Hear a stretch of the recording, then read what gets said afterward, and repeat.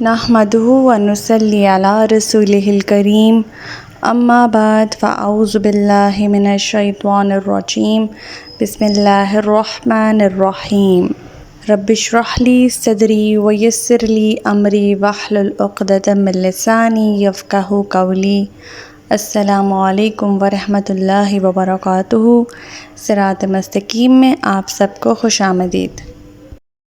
پچھلے سبق میں ہم نے پڑھا تھا کہ اللہ تعالیٰ کلمہ طیبہ کی مثال ایک پاک درخت سے دیتے ہیں اور فرماتے ہیں کہ اللہ تعالیٰ نے کلمہ طیبہ توحید کی کیسی عمدہ مثال بیان کی ہے، جیسے کہ وہ ایک پاکیزہ درخت ہو جس کی جڑ زمین میں خوب جمی ہو اور شاخیں آسمان سے باتیں کرتی ہوں۔ وہ اپنے پروردگار کے حکم سے ہر آن پھل دے رہا ہے۔ اللہ تعالیٰ نے لوگوں کے لیے اس لیے مثالیں بیان کرتا ہے کہ وہ سبق حاصل کریں، اور اللہ تعالیٰ گندے کلمے یعنی شرک کی مثال ایک خراب درخت کی سی دے رہے ہیں، جیسے کہ زمین کی سطح سے ہی اکھاڑ کر جسے پھینک دیا جائے اور اسے کچھ استحکام نہ ہو۔ پھر اللہ تعالیٰ فرماتے ہیں کہ جو لوگ ایمان لائے ہیں اللہ تعالیٰ قول ثابت یعنی کلمہ طیبہ سے دنیا کی زندگی میں بھی انہیں ثابت قدم رکھتا ہے اور آخرت میں بھی رکھے گا، اور جو ظالم ہیں اللہ انہیں بھٹکا دیتا ہے اور اللہ وہی کرتا ہے جو چاہتا ہے۔ پھر اللہ تعالیٰ نبی پاک صلی اللہ علیہ وسلم سے مخاطب ہوتے فرماتے ہیں کہ آپ نے لوگوں کی حالت پر غور نہیں کیا جنہوں نے اللہ کی نعمت ایمان کو کفر سے بدل ڈالا اور اپنی قوم کو ہلاکت کے گھر میں جا اتارا، جو جہنم ہے جس میں وہ داخل ہوں گے اور وہ بہت ہی بری قیام گاہ ہے۔ پھر اللہ تعالیٰ فرماتے ہیں کہ ان لوگوں نے اللہ کے کئی ہمسر بنا ڈالے تاکہ لوگوں کو اس کی راہ سے بھٹکا دے۔ آپ ان سے کہیے کہ مزے اڑا لو، آخر تمہیں دوزخ کی طرف ہی لوٹنا ہے۔ ہمارا آج کا سبق آیت نمبر 31 سے لے کر آیت نمبر 35 تک ہے۔ تو آج کا سبق شروع کرتے ہیں۔ بسم اللہ الرحمن الرحیم۔ قل لی عبادی الذین آمنوا یقیموا الصلاۃ وینفقوا مما رزقناہم سرا وعلانیۃ من قبل ان یأتی یوم لا بیع فیہ ولا خلال۔ اے نبی میرے ان بندوں کو جو ایمان لائے ہیں کہہ دیجئے کہ وہ نماز قائم کریں اور جو کچھ ہم نے انہیں دے رکھا ہے اس میں سے پوشیدہ اور علانیہ خرچ کریں قبل اس سے کہ وہ دن آ جائے جس میں نہ خرید و فروخت ہوگی اور نہ ہی دوستی کام آئے گی۔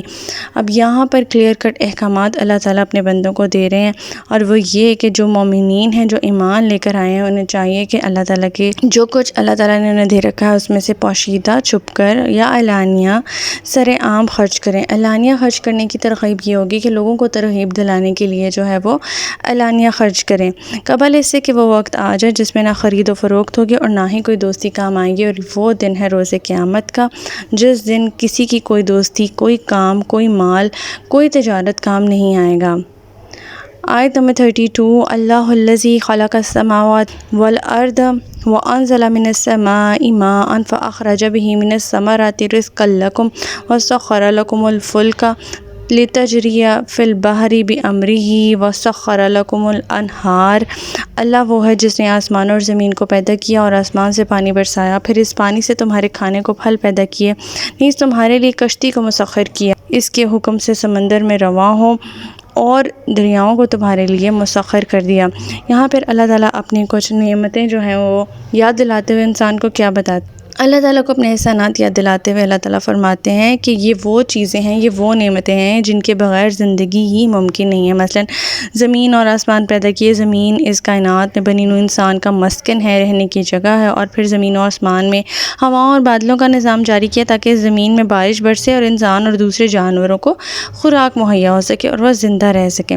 اگر یہی سمجھ لیتے ہیں کہ بارش کا سلسلہ ہی منقطع ہو جائے تو انسان کو نہ کچھ کھانے پینے کو ملے نہ کھانے کو، پھر دودھ اور سواری کے لیے چوپائے بنائے اور بحری سفر کے لیے کشتیاں، اللہ تعالیٰ نے فرمایا ان کشتیوں کو اللہ تعالیٰ نے انسانوں کے لیے مسخر کر دیا ہے۔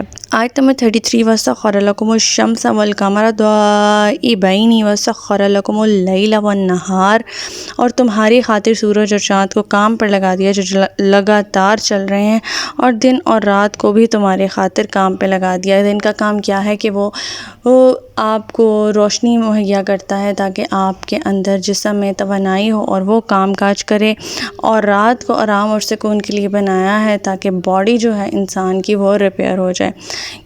سائنٹیفک ریسرچ کے اکارڈنگ بھی یہ بات 110% سچ ہے کہ نیند کے دوران انسان کی جو جسم ہے، انسان کی جو باڈی ہے وہ پوری طرح سے ریپیئر ہوتی ہے، اس کو ریسٹ کرنے کا موقع ملتا ہے، اس کے سارے اعضاء جو ہیں وہ ریفریش ہو جاتے ہیں۔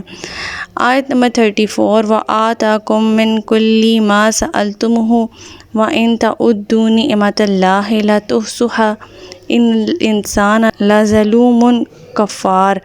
اور جو کچھ بھی تم نے اللہ سے مانگا وہ اس نے تمہیں دیا، اور اگر اللہ کی نعمتیں گننا چاہو تو بھی ان کا حساب کبھی نہ رکھ سکو گے۔ انسان تو ہے ہی بے انصاف اور ناشکرا۔ اب اس آیت میں اللہ تعالیٰ ہمیں بتا رہے ہیں کہ ان سب نعمتوں کے باوجود جو ہے انسان اللہ تعالیٰ کا ناشکرا ہے، انسان اللہ تعالیٰ کے ساتھ بندگی کے تقاضے ہی کچھ اور گھڑ لیتا ہے، عبادات کے تقاضے ہی خود سے دین میں بدعتیں بنا لیتا ہے، اور اس طرح سے وہ اللہ تعالیٰ کے احسانات کی قدر نہیں کرتا۔ اللہ تعالیٰ نے فرمایا یہ وہ نعمتیں ہیں جنہیں اگر گننا چاہو تو بھی ان کا حساب نہیں رکھ سکتے، لیکن پھر بھی انسان جو ہے وہ اللہ تعالیٰ کے ساتھ شرک کرتا ہے، اللہ تعالیٰ کے ساتھ ناشکری اور بے انصافی کرتا ہے۔ آیت نمبر 35 وَإِذْ قَالَ إِبْرَاهِيمُ رَبِّ اجْعَلْ هَٰذَا الْبَلَدَ آمِنًا وَاجْنُبْنِي وَبَنِيَّ أَن نَّعْبُدَ الْأَصْنَامَ۔ اور یاد کرو جب ابراہیم نے دعا کی تھی کہ اے میرے پروردگار اس شہر مکہ کو پرامن بنا دے، اور مجھے بھی اور میری اولاد کو بھی اس بات سے بچائے رکھنا کہ ہم بتوں کی پوجا کریں۔ اب یہاں سے سلسلہ شروع ہو رہا ہے حضرت ابراہیم علیہ السلام کی دعاؤں کا۔ یہاں پر حضرت ابراہیم علیہ السلام کی ایک بہت خوبصورت دعا اللہ تعالیٰ نے ہمیں سکھائی ہے، جو کہ انہوں نے مکہ کو پرامن بنانے کے لیے کی تھی۔ چند آیات پہلے جو مشرکین کا ذکر ہو رہا تھا، کس طرح سے وہ اپنے ساتھ اپنی قوم کو بھی ہلاکت کے گڑھے میں لے جاتے ہیں۔ یہ قریش کیونکہ اپنے آپ کو حضرت ابراہیم علیہ السلام کا پیروکار سمجھتے تھے اور کہتے تھے کہ ہم تو ان کے بہت بڑے جو ہیں وہ پیرو ہیں، اللہ تعالیٰ یہاں ان کے اس عقیدے کی تردید کرتے ہوئے فرماتے ہیں کہ حضرت ابراہیم علیہ السلام تو وہ ہیں جو کہ شرک سے کس قدر بیزار تھے، نیز یہ کہ تم ان کی اتباع کا دعویٰ کیسے کر سکتے ہو۔ انہوں نے تو اس شہر مکہ کو پرامن بنانے کے لیے یہ دعا کی تھی کہ اے میرے پروردگار مجھے اور میری اولاد کو کبھی بھی شرک میں مبتلا نہ کرنا، بتوں کی پوجا پاٹ سے محفوظ رکھنا، کیونکہ اکثر لوگ انہی بتوں کی پوجا پاٹ کی وجہ سے گمراہ ہو گئے ہیں۔ حضرت ابراہیم علیہ السلام کا متبی تو وہ ہے جس نے پورے کائنات کا نظام، پورے کائنات کی فرمانروائی سنبھال رکھی ہے، اور حنیف مسلمان تھے حضرت ابراہیم علیہ السلام۔ مزید اللہ تعالیٰ یہاں فرما رہے ہیں کہ حضرت ابراہیم علیہ السلام کی دعا یہ تھی کہ یا اللہ اس شہر مکہ کو پرامن بنا دے۔ اب اس طرح سے سیدنا ابراہیم علیہ السلام کی دعا قبول ہوئی ہے کہ قریش مکہ اس کے پرامن شہر ہونے کی وجہ کئی طرح سے معاشی، معاشرتی اور سیاسی فائدے بھی اٹھاتے رہے، مگر ان کا اپنا یہ حال تھا کہ اسی اللہ کے رسول اور اس کے مسلمانوں پر ظلم و ستم کی حد کر دیتے تھے، اور ان پر عرصہ حیات تنگ کر رکھا تھا، یہاں تک کہ نبی پاک صلی اللہ علیہ وسلم شہر مکہ چھوڑنے پر مجبور ہو گئے۔ دوسری دعا کا دوسرا پہلو ہے وہ یہ ہے کہ میرے بیٹوں یعنی میری اولاد کو بتوں کی پرستش سے محفوظ رکھنا، لیکن قریش مکہ کی بت پرستی اتنی انتہا کو تھی، خاص طور پہ انہوں نے بیت اللہ میں 360 بت رکھے ہوئے تھے، اور حضرت ابراہیم اور حضرت اسماعیل علیہ السلام کی تصاویر بھی رکھی ہوئی تھی، اور ان کے ہاتھ میں فال کے تیر پکڑائے ہوئے تھے۔ اس دعا کے جو باقی پہلو تھے وہ یہ تھے کہ اے میرے پروردگار مجھے، میرے والدین اور سب ایمان لانے والوں کو قیامت کے دن معاف کر دینا، لیکن قریش مکہ تو اول قیامت کے دن پر یقین ہی نہیں رکھتے، تو انہوں نے کیا ہی کوشش کرنی ہے قیامت کے دن کے لیے۔ حضرت ابراہیم علیہ السلام نے واضح طور پہ فرما دیا تھا کہ جو میری تابعداری کرے گا وہ یقیناً میرا، اور جو میری نافرمانی کرے گا اس کا مجھ سے کوئی تعلق نہیں۔ اور قریش مکہ نے بہت زیادہ امور میں سیدنا ابراہیم علیہ السلام کی مخالفت کی تھی، اور کہتے وہ اپنے آپ کو آپ کے پیرو تھے۔ تو ہمارا آج کا سبق یہیں تک تھا۔ اللہ تعالیٰ سے دعا ہے کہ اللہ تعالیٰ قرآن پاک کے احکامات ہمیں عمل پیرا ہونے کی توفیق عطا فرمائے۔ اللہ پاک ہمیں ہدایت دے کہ جس کے بعد گمراہی نہ ہو۔